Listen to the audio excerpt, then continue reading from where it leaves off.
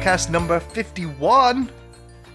There's no echo this time. I'm by myself. It's a mini solo podcast where I'm going to be catching up on the recent films and TV shows I've been watching before going over the recent film and TV news. Now, before I get into that though, there's one thing that I do want to bring up, and that is to have a quick recap, really, of the YouTube side of things more than Twitch right now, because YouTube just let me know that this year, across all the videos, we received 45.6 thousand likes this year, which was also added up to 25 million total minutes watched. I've not calculated that into hours or days, but 25 million minutes total watched this year alone just sounds like an incredibly big number, so we'll stick with the minutes. And also this year on the YouTube channel, we picked up 2,883 new subscribers. So I just want to say a huge thank you to everyone that has been subscribed over on the YouTube channel over the years. It has meant so much. So thank you, thank you, thank you. I also just want to say that next year, I think it's January or February of 2023, will mark the 10-year anniversary of the channel, of the very first film review. So again, just wanted to look at some numbers. Mitch, Mongo also helped me break down some of those numbers. Or it might have been somebody else. I may have got that name wrong. I'll have to double check. But they looked through the playlists and worked out that at the moment, the film review list has 511 reviews in that playlist, which at the moment totals nearly 600 films reviewed in total. That's absolutely incredible. It doesn't seem like we've reviewed that many films, but it's very close now to 600 films in total, because some videos have like trilogy reviews in the one video. And also right now we are sitting at 37.1 thousand subscribers on the YouTube channel. So it really does mean so much. So thank you to everyone that is subscribed. Special thank you to all of the Patreons as well, which help suggest these film reviews to us, that help monetarily support us to keep doing what it is that we're doing. And so thank you. And of course, I also absolutely have to say a huge thank you to everyone that is subscribed on Twitch. That really does help. It might seem like a small amount, but it adds up, and it really does help keep putting hot meals in front of us. It keeps the lights on, and it keeps us energized to keep making more film reviews and playing video games on Twitch and podcasting. So thank you. And again, I also want to give a thank you to all of those that are YouTube members, which is the paid subscription membership on YouTube. Again, thank you guys so much. It really does help so much. And of course, anyone that's tipped, followed, left a comment, or shared the videos. It might not seem like much, but again, it goes a long way to helping make the channel grow and to keep us going. So huge thank you to everyone so far, because those numbers are fantastic. And in next year, we're looking forward to celebrating our 10-year anniversary, and then going for 10 more years at least. Thank you, everyone.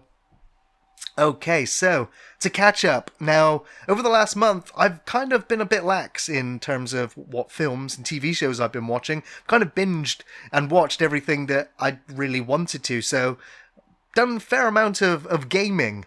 And one of the games that's taken a majority of my time at the moment is Warhammer Darktide, Warhammer 40,000. It's from the same development team as Vermintide and Vermintide 2, and if you're unaware of what these games are, they're Left 4 Dead style games, basically for characters of various classes and skill sets and weapons making their way from A to B. In Vermintide, you're fighting off Ratmen, the Skaven. Now in Warhammer 40,000 Darktide, you're fighting off the forces of chaos, more specifically Nurgle, and the plague that has rotted throughout this city. Now, Vermintide and Vermintide 2 were fantastic games. They were good games even at launch. They had some problems, but they were good. those problems got fixed. Darktide, however, has released, and it has been a game that I have found myself moaning and complaining and griping the entire time. It is a multiplayer only game, and it is, 4 players versus, waves of enemies. It's a bit of a looter shooter. There's not very much story, but the gameplay is fantastic. They've, from Vermintide to this, the gameplay core has remained strong. Vermintide focused primarily on melee combat, whereas Darktide introduces, bolter guns, laser guns, all that 40k tech, but it still doesn't shy away from its melee combat. It's satisfying to go from guns to melee and back to guns in the flow of combat. There's 4 different classes to choose from. They offer a variety of ways to play. It is best played with friends. However, the gameplay is all fine, but the rest of the service that is with part of that game is missing. It is lacking features, lacking polish. The game launched to a myriad of technical issues. It was poorly optimized, and it's missing key features that should be in the game at launch. After playing it for several days, I kind of feel like it's an early access game.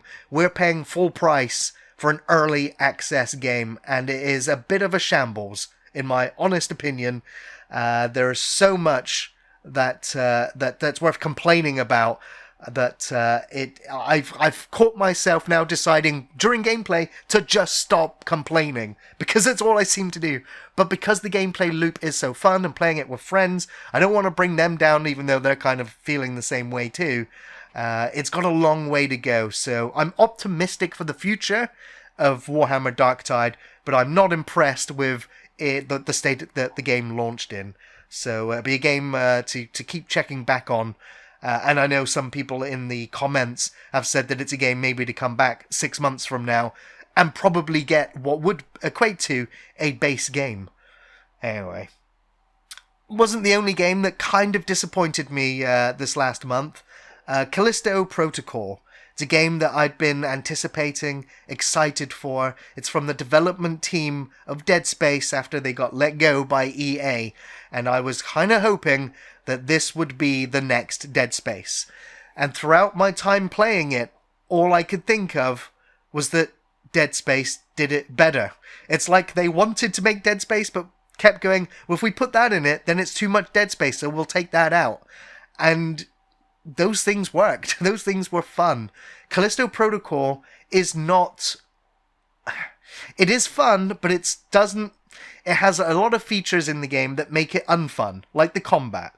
The combat can feel clunky, kind of like a Silent Hill Downpour or Condemned. The dodge mechanic system is fine, but it's not fun. It's not rewarding enough. The combat works when it's one-on-one engagements, but when you're surrounded by enemies, it's a cluster. It's an absolute mess, and you will probably die, especially on the harder difficulties, and it becomes this case of baiting out enemy spawns so you don't get surrounded. However, the graphics, the atmosphere, the animation is all top-notch. Brilliant sound design. It ticks all the boxes for what you would want in a modern survival horror, sci-fi survival horror. So I've enjoyed it more than I think many general gaming audiences would have. And I'm excited to see what they do with additional content. I just can't help but feel like it is living under the shadow of Dead Space, and it needs to do an awful lot more to emerge as its own thing. That being said, the developers want to continue working on this franchise. This is not going to be a one game and done. There's got a season pass. They want to do more within this universe, and I want to see where it goes. I want to give them that support, but I'm just a little bit disappointed overall with Callisto Protocol. But I also blame myself because it was one of my most hyped games of the year. So I'm going to stick with it for now, and we'll see again where that game goes next year. Now, I'm not done complaining yet either. There was a TV show that I was pretty excited for. I thought it was going to be a big year this year for the fantasy genre. You know, new Game of Thrones, new Lord of the Rings, new Willow show, The Wheel of Time. And you know what? They've all been terrible except for Game of Thrones. Game of Thrones was the one that I bet on being the worst. Like, I didn't even think I'd go back to Game of Thrones after what happened a couple of years ago. And lo and behold, Game of Thrones remains this year's best fantasy TV show, because Willow, the new Disney show, which is a continuation of the film that released, it's one of George Lucas's properties, and they've absolutely squandered it. They've ruined it. They've taken what seems to be a bunch of American teens right out of Hollywood and plonked them in a fantasy setting. As if they'd, the characters are walking around complaining that they're bored. It's like as if they had their mobile phones taken off them. It's how they behave, like spoiled brats. I'm like, you're supposed to be part of the royal family, this lineage of this world, yet they don't behave that way at all. It's just terrible writing. I most of the cast I'd not seen before, except for, I guess, some returning cast members, and even they are terrible. Warwick Davis, love him as Willow. Fantastic guy. Watch him in interviews. He was great with Ricky Gervais and Extras, He is a talented dude. Yet in Willow, it feels like they have taken away any ounce of talent that any of these actors might have had going into this. Warwick Davis delivers all of his lines in such a monotone delivery, you wouldn't think that the entire world was in jeopardy with the way that he delivers his lines. Terrible characters, terrible performances, terrible story, piss poor setting. It is aggravating. It is so aggravating. It is so piss poor that listen to me lose my words. You want to keep watching to just see how terrible it can get. Like, you want to watch it go off a cliff and then roll down and then explode and then watch an Acme weight land on top of it afterwards, is how bad this show is going. I cannot recommend it at all unless you really want to watch a train wreck, unless you really want to watch the last vestments of your childhood get completely squished. My God, my absolute God, Willow for me goes down as the worst fantasy show of the year. My God, and I didn't think it was possible after The Lord of the Rings this year, The Rings of Power. There was one good show, though, this year, over the last month, that I've just recently started watching, that I didn't think I was even really that interested in. I grew up watching the Addams Family movies. I watched the cartoon. Nice and freaky. I love the gothicness. Didn't think I'd really care about the Wednesday character on her own outside of the Addams Family. To my surprise, I'm now 5 episodes in, I think, to an 8-episode season. It looks like they're going to make a season 2 as well, especially with the fact that Wednesday and Jenna Ortega are just appearing everywhere at the moment. It seems to have taken off. I'm not aware of the critical responses to the show, or really word of mouth. I don't really know anyone else that's watching it. But what I can tell you is that it has that family value, Harry Potter-ish vibe with the fantasy magical boarding school, university, for the gifted outcasts of society. So Wednesday being there, I was like, okay, this setting works. I like the gothic vibe to it. I like the whimsical magic to it. Some great acting. The Addams Family members themselves do also feature in it quite a bit as well. And Jenna Ortega nailed it as Wednesday, and I have to say, Christina Ricci having a role in the show as well as former Wednesday actress, I really, really liked it. I'm really endeared to it.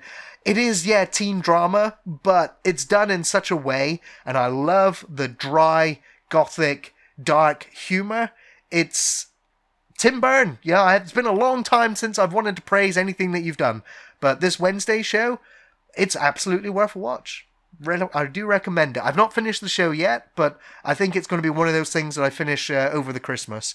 So it's been a lot of fun, this Wednesday show. Okay, well, that is it for my catch-up. So we're going to go into the news. And I thought we were going to have a podcast where we didn't have to talk about the thing that we usually do at the beginning, and that is of those that have passed away. Now, very sadly, Kirstie Alley has passed away at the age of 71. Probably best known for her work on Cheers. Pretty much a legendary sitcom at this point. But more recently, she also appeared on Scream Queens opposite Jamie Lee Curtis. Now, most fans are going to recognize her, though, as Lieutenant Saavik from Star Trek II: The Wrath of Khan. Although the Look Who's Talking films will also always be a favorite of mine. So it's very sad to see and hear of Kirstie Alley passing. A lot of people supported her, championed her on and off screen. And so, yeah, very sad to hear of her passing, but what a career she has left behind. Now, speaking of leaving careers behind as well, Henry Cavill just cannot seem to be out of the news lately, as it's now been confirmed that he is out as both Geralt and Superman, as James Gunn now confirms that the character, along with many others, will be recast for the next 10-year plan of films over at DC. Gunn had this to say: "Peter and I have a DC slate ready to go, which we couldn't be more over the moon about. We'll be able to share more exciting information on our first projects at the beginning of the new year. Among those on the slate is Superman. In the initial stages, our story will be focusing on an earlier part of Superman's life, so the character will not be played by Henry Cavill. It won't, according to Gunn, be an origin story, though, and he did mention that he still wants to work with the actor going forward, just not as Superman. We've also been hearing the same about Jason Momoa not reprising the role of Aquaman going forward. However, he may be playing Lobo in this new DC universe." Gunn has been working on the script, and the duo are now currently looking for a director. Henry Cavill had this to say: "I will, after all, not be returning as Superman. After being told by the studio to announce my return back in October prior to their hire, this news isn't the easiest, but that's life. The changing of the guard is something that happens. I respect that. James and Peter have a universe to build. I wish them all involved with the new universe the best of luck and the happiest of fortunes." Now, that is not the only Henry Cavill news this month, as it has now been announced that Henry Cavill will be leading a Warhammer 40,000 film and TV universe for Amazon Studios. Henry Cavill will both star and executive produce the Warhammer 40k franchise across all Amazon Studios productions, including film and television. Cavill had this to say: "I've loved Warhammer since I was a boy, making this moment truly special for me. The opportunity to shepherd this cinematic universe from its inception is quite the honour and the responsibility," said Cavill. "I couldn't be more grateful for all the hard work put in by Vertigo, Amazon Studios, and Games Workshop to make this happen. One step closer to making a nigh-on, lifelong dream come true." Now, for those that are fans of Games Workshop, Warhammer, this has got to be pretty damn exciting. Not only is Henry Cavill becoming the face of geek culture lately, the fact that he is also passionate and is a lore keeper of this universe, I think fans can now rest easy knowing that it's not just going to be a half-done adaptation, that it's going to go through quality control. I also think it's very exciting because even though I don't partake in the playing of the Warhammer miniatures, I have quite a few friends that do. A lot of my friends have been managers of Games Workshop stores, including Andy. Now, it's not my forte at all, but in terms of the lore, in terms of the stories, the characters, the alien races from orcs, Eldars, the Emperor, there's so much in there, spanning stories over so many millions of planets, that the scale of this universe is unfathomable to me. Unfathomable.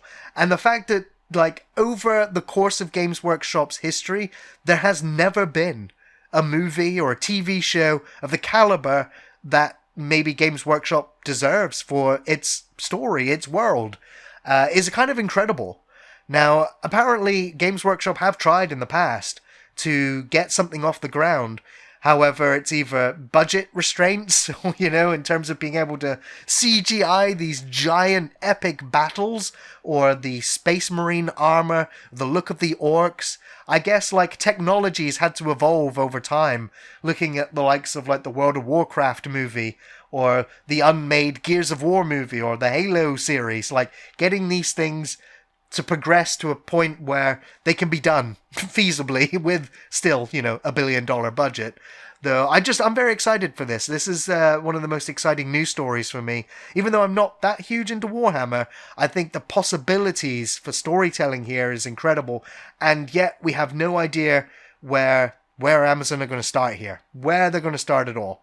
I, for one, know that Ian has been very much enjoying the Horus Heresy stories of books. They seem to be quite popular, fairly famous, so maybe that's a good start. Alrighty. Now, it's not the only adaptation going ahead at Amazon Studios, as they have now announced, according to Variety, that Amazon Studios have officially ordered a God of War series, a live-action television show based on the game franchise. Rafi Judkins, from The Wheel of Time, has been set as the showrunner for the co-production between Amazon Studios and Sony Pictures Television in association with PlayStation Productions to produce this God of War show. From the reports that have come out so far, the series will be following the modern God of War games featuring the Norse mythology. So, a lot of video game stuff being adapted lately. We've got a lot of them to look forward to. Although, of course, when any of these go ahead, a little bit of skepticism until we start seeing some imagery. We don't know yet who they're going to be casting in the lead role for God of War. I just hope that it lives up to the potential, because God of War has been one of those games for the PlayStation that sells consoles. I know when it finally released on PC, a whole new wave of people got to experience these stories. So I hope they do it well, and I hope we don't get another Rings of Power. So yeah, it's very light on the news stories this month. However, I do have some quickfire news for you. Now, most of these quickfire news stories and trailers that we're going to get into, they're kind of really just getting excited, or at least letting you guys know of some of the things to get excited for potentially next year in the world of films. Now, one of those is Evil Dead Rise. Now, a fair few images have been popping up online week by week, either Bruce Campbell tweeting behind-the-scenes photos out, or official posters being unveiled. I'm very excited for Evil Dead Rise. It has a release date now of April 21st, 2023. Director Lee Cronin has said that it firmly fits the lineage of Evil Dead as a fifth entry into the franchise. Obviously, no Bruce Campbell on screen as Ash, but just like Evil Dead, he says, it straps you onto a rocket that's fueled by blood. He grinningly told them, you can either get off, or you can stay on till it explodes. I want to watch a blood-fueled rocket explode with Deadites on board. Yes, give me more Evil Dead Rise.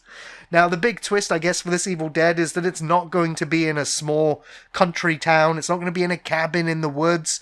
It's going to be in a skyrise, in a skyscraper, in an urban setting. This is kind of really the first time that Evil Dead's done this, so I'm expecting boomsticks, chainsaws, Deadites, and decapitations. Oh my. April 21st, Evil Dead Rise. Next bit of news is that Ghostbusters Afterlife sequel has announced a release date of December 2023, with Gil Kenan writing and directing this time. Gil Kenan co-wrote Ghostbusters Afterlife, and Jason Reitman will be overseeing this sequel, and this new Ghostbusters film will be based in New York. The two of them have also heavily implied that the Spengler family would be the focal part of the film, with all the former cast members returning, except for, at the moment, the actual Ghostbusters. They've not confirmed whether any of them will be returning. However, I do think that we're probably going to see Ernie Hudson back as Winston, and Dan Aykroyd back as Ray. So I only think it's Bill Murray who's probably not going to return. But we'll have to see. We'll have to see. Now, I really enjoyed Ghostbusters Afterlife. I know some fans didn't like it, didn't like the treatment of Egon, but I thought that they handled that really, really well. And I'm all up for this expanded Ghostbusters universe. I think so long as Jason Reitman oversees it as well. Obviously, he recently lost his father this year after making Ghostbusters Afterlife, who, of course, the director, writer for the original movies. I only hope that it keeps its integrity and it doesn't, they don't mess it up. As far as I'm concerned, Afterlife didn't mess it up. It honored what came before it, tried to bring in new audiences, honor the old fans as well, and I think they pulled it off more so than any other late reboot, soft reboot movie has done.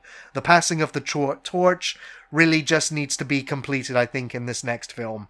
But we got a whole year to wait for that one. I'll be excited to see the trailers and the news that comes out with that one. And of course, it's a franchise that's near and dear to me, so throughout next year I'll be keeping you guys updated on any news that comes out of the next Ghostbusters. Now, back to Amazon. This is a story that I'm excited for. As you know, I'm a huge horror fan. And this is The Deep. Amazon are making a series out of the underwater horror novel, The Deep, that also scared both Clive Barker and Stephen King. Clive Barker called the novel utterly terrifying, while Stephen King similarly raved that The Deep scared the hell out of him. Now, he said it's old school horror at its best. Now, it's set in the near future.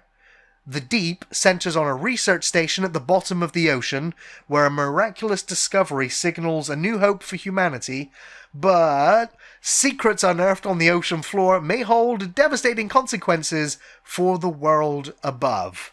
Now, I'm a big fan of The Abyss, like James Cameron's The Abyss, so just, anything that's set underwater, at the ocean's, the depth of the ocean, is automatically ticking the boxes of claustrophobic, pressure, horror, being crushed under the weight, yet alone when you've got Cthulhu-inspired Lovecraft monsters that are going to break out of the deep, whilst the human race is slowly dying on the surface because of some illness which is causing people to forget.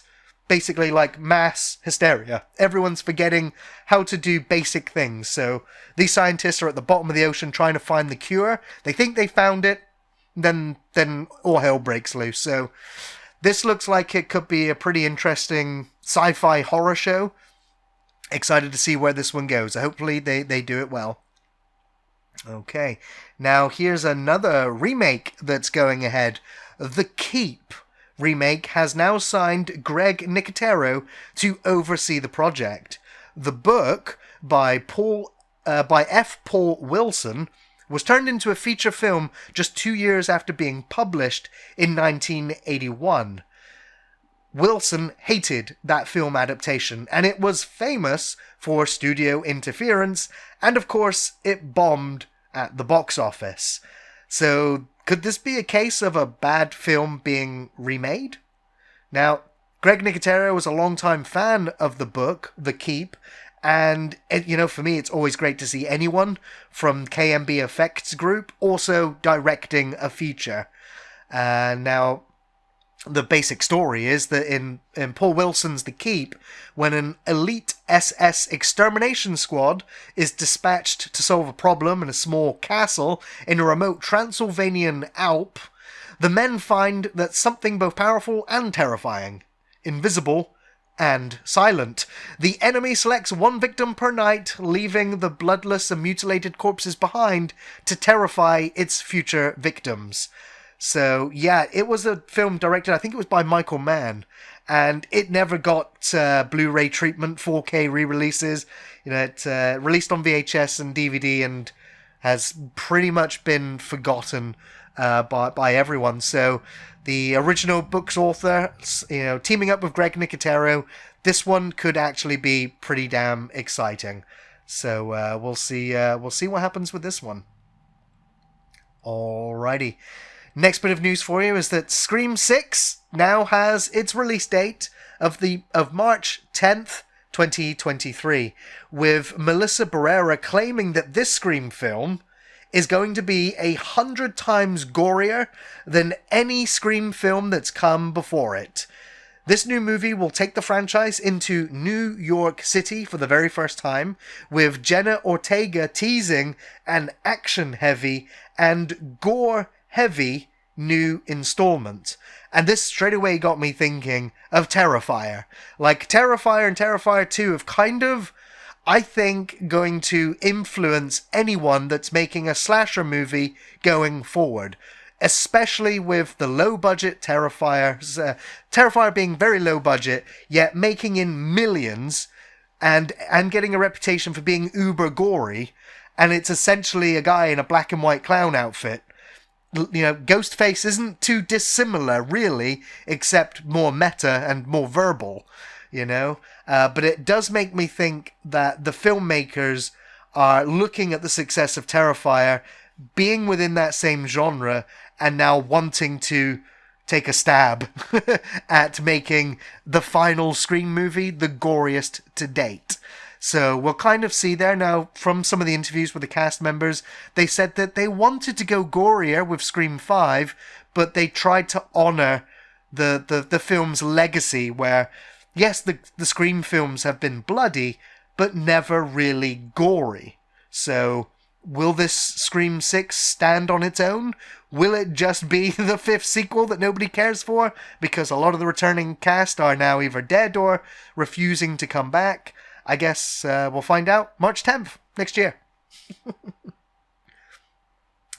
Back to Sci-Fi. The Sci-Fi Channel are going to be releasing a new series in February 2023. It's only a few months away, and it is a space survival series from Dean Devlin.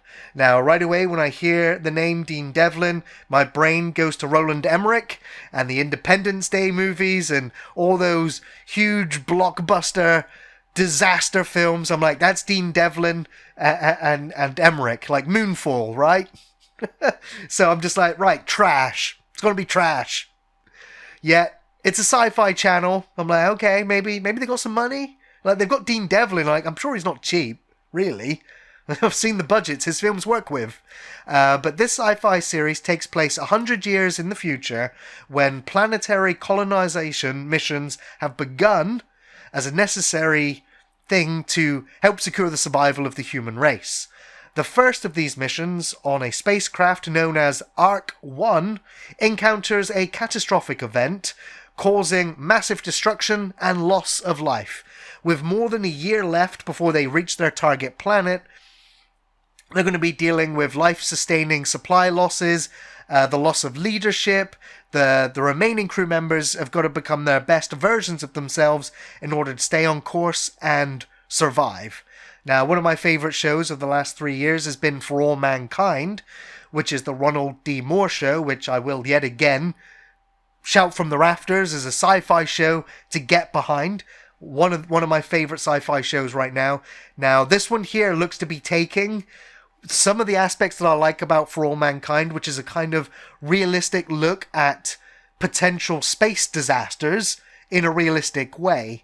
I'm hoping this one's going to do that, but on a much bigger, grander Dean Devlin scale. But knowing that it's on the Sci-Fi Channel, I'm like, I hope the budget can give me what I want. Yet the first few images that have come out for the Ark, because it's only out in 2 months, basically shows some Dead Space-looking corridor sets with dead bodies scattered everywhere. So I'm like, okay, I'm in, just from a couple of images.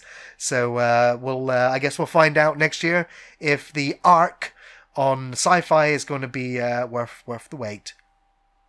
Alrighty, here's another one that I'm a little bit skeptical of. We finally got the showcase reveal of Dead Island 2. And the showcase revealed new and returning features and new gameplay mechanics. And essentially it looks more like Dead Island, more of it. But, it looks great. Like new graphics engine, new lighting, new disemboweling, new guts and bits and pieces flying all over the place. I'm still just going to put this one on the let's see how it goes, because Dead Island, as fun as it was, after a couple of hours, you soon realize that that's it. Like, this game is not going to live up to its opening video, and it's certainly not going to live up to its announcement trailer, which is still, for me, like, one of the best looking cinematic video game trailers of all time.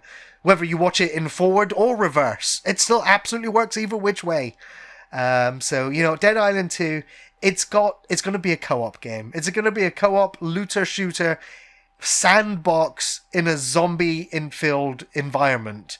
If that's your thing, you're going to have a lot of fun with this. This game looks like it's got more character, more flair, and it looks like they've done all the things that I criticized about the last game, yet, without playing it, without being in that world, there's only so many zombies that you can cut up with a flaming katana before, sadly, it does get old. But it's very sad, really, when you think about it. It should be fun forever. So, yeah, I hope Dead Island 2 works, because I'm not in a rush to jump back into this one. You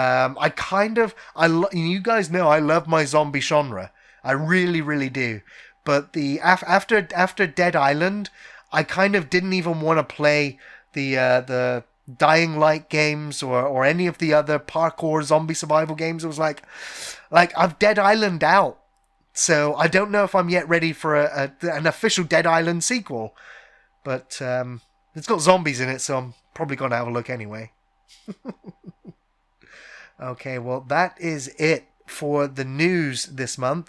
However, we do have a couple of trailers to go through. Now, I will also clarify and say that some of these trailers I have deliberately not watched because, well, as you know, I try not to watch trailers as much as possible. It's only really because of the podcast that I like to bring up trailers or talk about trailers, because it's what we do. Although some of those trailers, when it's a film that I know or a filmmaker that I know, and I don't need to see the trailer, just by knowing of its existence is enough. So I'm hoping by just announcing some of these trailers, we can acknowledge their existence and some more films to get excited for in 2023. Oppenheimer. Christopher Nolan as the director. That is usually enough for most film audiences to go, it's a new Christopher Nolan movie? I'm in, right? Oppenheimer is going to be a historical drama about the creation of the atomic bomb and the physicist J. Robert Oppenheimer who devised it. Now, because this is a Christopher Nolan movie, it looks like it's going to have all of the trappings of, like, Interstellar, in terms of the spectacle of the special effects. Now, this film looks like it's going to be a special effects extravaganza to also heighten the drama of the should we, shouldn't we devise something so terrifyingly dangerous? Can mankind really exist afterwards?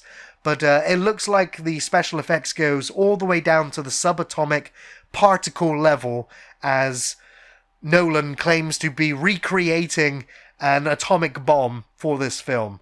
I've not watched the trailer. I don't want to see the trailer. It's Nolan. There's going to be an atomic bomb. There's some good actors involved.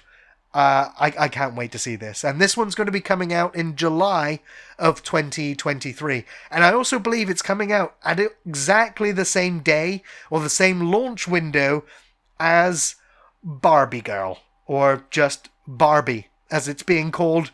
Margot Robbie is going to be playing Barbie. And this trailer, I had to watch this trailer. I had to see this trailer to believe that it was real, that it's actually happening. Like, I know we had the Emoji Movie, and we've had all kinds of, like, Angry Birds movie, like, all these things that you just don't think should be a movie. Like, we had Battleships, right? Like, how many other toys can be turned into movies? Well, now Barbie is getting her own movie. Now, I have to say, even if you are not interested, like me, in watching Barbie, right? Watch this trailer. It is done in the style of 2001: A Space Odyssey, and it is so bizarre. It is an acid trip into another filmmaker's idea of this world. Like, Barbie doesn't exist in our world. She exists in like the Lego movie, like the Lego world. Like, we're going into plastic fantastic here. Like, I can't believe it. I like, when the trailer finished, I was just like, this is going to do amazingly well. It's probably going to do better than Christopher Nolan's, Oppenheimer, just because of the bombastic visualness of it. It's just so alive and fake that it just, you be curious to find your reactions to the Barbie trailer in the comments below, please. Now, this is another film that's coming out that I only just got made aware of it, and it's a film which I've decided I'm not watching because let's see if this works for you guys as well. It's called 65. I think the film's called 65. Adam Driver, 65 million years ago, produced by Sam Raimi, got dinosaurs in it. Do you need to see more? Do you want to spoil anything with a trailer? No. No, sir. Adam Driver and dinosaurs, produced by Sam Raimi. This is coming out in March 2023, so not long to go for this one. Very excited for this one. I'd be more excited if Sam Raimi was directing this one, but I'm still just excited to see a dinosaur movie that's not freaking Jurassic Park right now, because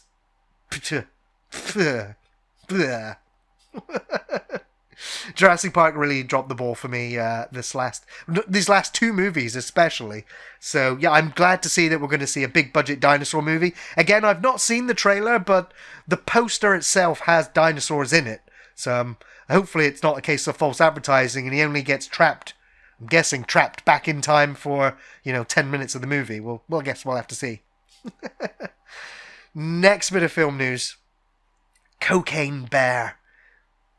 Wow. What? Can you believe this?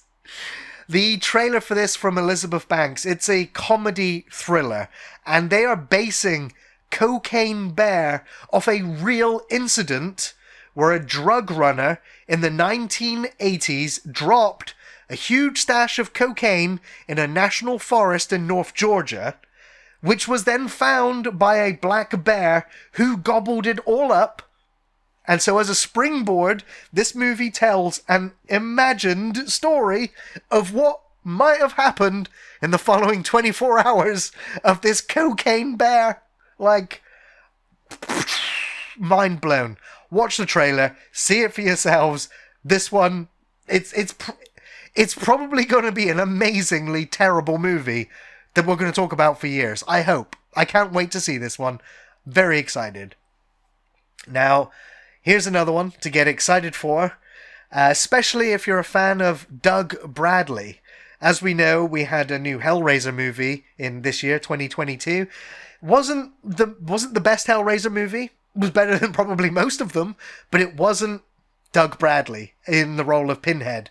So, we have Thorns, a new movie that is at least co-starring or featuring Doug Bradley, who is also narrating the trailer. The moment the trailer starts and you hear Doug Bradley's voice, you're kind of like, it's been a minute since I've heard your voice. Take me away. And this looks like a quasi-sequel to Hellraiser, complete with Cenobites, disturbing religious iconography, and an impending apocalypse, monsters and nuns running away screaming, and Doug Bradley dressed in religious attire going, essentially. This looks like fun. It also looks like it's very, very low budget. But, hey, it's a horror movie with Doug Bradley, with Cenobite-looking creatures. I want to see this. So it's definitely one I think horror fans should keep an eye out for. That film is called Thorns. There is a trailer available for it now. I'm not sure this one has a release date just yet, but it's definitely one to keep an eye out for. Now, got one last trailer to talk about, and I'm not sure yet how I feel about this one. We had a new Indiana Jones trailer, The Dial of Destiny. This film will be releasing June 30th in 2023. Now, The Kingdom of the Crystal Skull was one of those films that is still being torn apart by film fans and critics, disowned by Indiana Jones fans, completely destroyed what was a beautiful trilogy of films. Harrison Ford nailed this character across those movies. Great supporting characters. Wonderful, wonderful theme tune. It was made with such passion and in such a way that it's been so endearing. A timeless classic, the Indiana Jones trilogy. And then the Crystal Skull kind of just shit on it. It introduced aliens into this world. It had Shia LaBeouf stealing the limelight from an aging Harrison Ford. It was not liked. And of course, the famous nuke. Harrison Ford, Indiana Jones getting into a fridge and surviving a nuclear blast. Just the state of believability of this franchise just gone entirely. And so I am kind of with this trailer for Indiana Jones. I'm honestly optimistic, despite hearing the horror stories about real bad test screenings. The test screenings apparently been so bad, this film has multiple endings and no test audiences have signed off on any of them. They've all been bad, apparently. So whether they're yet reshooting yet another ending or they've decided on one at this point, I don't know. We know that the film is due out very soon, a couple of months into the new year.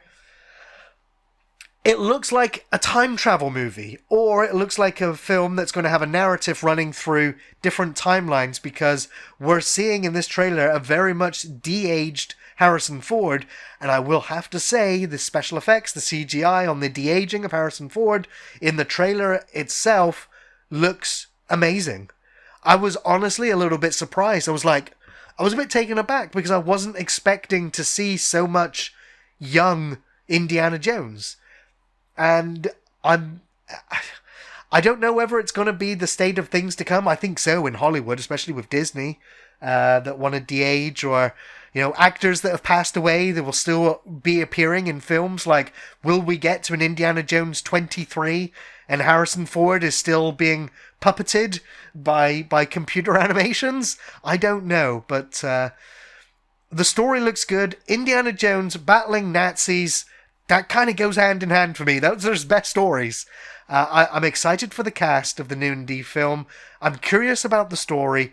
I love watching Harrison Ford. I want this to be good. I'm setting my expectations high when everything is coming out saying that this looks bad. I don't know. I want some escapism. I want a story that has some action that's kind of believable. I want to root for this hero. And the thing that clinched it for me in the trailer was the throwback to Raiders of the Lost Ark, where the guy, is pulling out and doing all these fancy moves with a sword, and Indy just pulls the gun and shoots him. Love it. They do a throwback to that in this new Indy trailer, and it got a laugh out of me straight away. I was like, that's cool, okay? I like this. And so, I don't know. Optimistic, I guess. I guess I'm setting myself up for disappointment. But at least it's good to be excited, right? I'm not completely jaded yet that I'm just going to write everything else off. Like, I guess a lot of film fans, or film critics rather, have been doing with Avatar 2 lately. Hand on heart, I have not yet seen Avatar 2. I saw the initial trailer. I've only seen a few comments from those that have seen it. And from the looks of things, filmmakers like Guillermo del Toro was saying that this is the spectacle of the year, the film to see on the big screen. And that gets me excited. When Del Toro is talking about Avatar 2 being the spectacle of the year, I'm like, oh, I need to go see this in 3D right now. And then hearing like a film critic that I've adored since I can remember, Mark Kermode. Mark Kermode introduced me to Peter Jackson, into, you know, some extreme Asian cinema. Mark Kermode has introduced me to so many cult movies that I owe him part of my love for the genre. So listening to Mark Kermode rant on radio for nearly 20 minutes about how awful Avatar 2 is, I kind of got a little bit upset. I mean, he didn't just rant. Mark Kermode didn't just rant about Avatar 2. He even put on cartoony voices whilst he was reviewing it. And from, like, Mark Kermode is a straight-laced guy, right? He does not go into theatrics when he's discussing movies. So to see him get so animated, I was like, either he had so much fun, or he's having fun, you know, recounting this experience that he had with Avatar 2, or he really fucking hates Avatar 2. So I'm still excited to see it. I still want to see it. Like some feedback from those on our Discord server have been enjoying it. The spectacle. James Cameron literally does, you know, military porn, you know, against nature. I like that contrast, that Fern Gully, Pocahontas kind of thing. I just hope that it's not a straight, you know, remake of Avatar 1. I do hope that there's some character depth, some, you know, some more story there. But at the same time, I'm also there for the technical marvel of what Cameron's put on screen. I think from the trailer alone, it looks stunning in terms of its visuals are beautiful, the music. I just hope that the stories and characters are there. Of course, I've not seen it yet. I'm hoping to be able to give a review for this one now in the new year in podcast 52. So it's probably the one film that I've looked at booking tickets for it from 10 a.m. to 10 p.m. And at the moment, almost every other screening has sold out, or most of the good seats are gone, or that it was too crowded for me to want to spend that much time surrounded by other people in a theater experience. So I'm delaying seeing that one now until the new year. And also from me, that will be me now signing off for the year. That is the end of the news and the trailers this year. So I just want to say a massive thank you to everyone for tuning in and listening to this solo podcast. I hope I didn't ramble on too long or for too much. I know the podcast usually thrives on the discourse, on the conversation between me and my co-hosts. So it has been a pleasure to be able to come on and catch up with everyone and recap what I've been watching and playing, and at least stay up to date with the film news. So with that, I just want to wish you all a very, very Merry Christmas. Failing that, have a happy holiday, and failing that, stay warm, stay safe, spend it with good company, and look after yourselves. And hopefully we will see you in the new year. Of course, new film review going up tomorrow, as of this live recording anyway. The final review of the year will be going up this Thursday, the 22nd, and we'll be back with a new film review in January, the first Thursday of January. So until then, take care of yourselves, enjoy the movies, enjoy the games, enjoy the TV shows, take care of yourselves, and I'll see you on the next one. Bye for now.